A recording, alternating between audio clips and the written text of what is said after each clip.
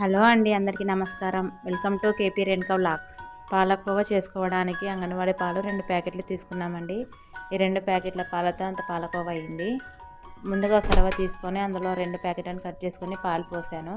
తర్వాత పొయ్యి ముట్టించేసి పాల సర్వ పెట్టేసి పాలు కాంచాను. పాలను ఇట్లా కలుపుతూనే ఉండాలండి. మనము పక్కన పెట్టేసి వేరే చోటుకి వెళ్ళకూడదు. ఇక్కడనే ఉండి పొయ్యి దగ్గరే కలుపుతూనే ఉండాలి. అవి పాలు ఉడికి దగ్గర అయినప్పుడు కొంచెం చక్కెర సరిపోయేంత వేసుకోవాలి. మనకి పాలు 2 ప్యాకెట్లు ఉన్నాయి కదా అని చక్కెర దండి పడుతుందని అనుకుంటాము, కానీ అలా ఏమి కాదు. మనకని 2 ప్యాకెట్ల పాలకి జస్ట్ ఒక 2 చిన్న కప్పుల చక్కెర పట్టింది. అంటే చాలా చిన్న కప్ అది. దాంతో 2 కప్పులు వేసాను నేను. అది ఉడికిన తర్వాత దగ్గరికి అయ్యే కొద్దీ కొంచెం నెయ్యి వేసుకున్నాను. నేను పాలకోవా వచ్చేసి గ్యాస్ మీద కాకుండా పొయ్యి మీద చేశానండి. పాలకోవా నేను చేసినది రెడీ అయిపోయింది. ఈ వీడియో కనుక మీకు నచ్చినట్లయితే లైక్ చేయండి, షేర్ చేయండి, కామెంట్ చేయండి. నా ఛానల్ని తప్పకుండా సబ్స్క్రైబ్ చేసుకోండి ఫ్రెండ్స్.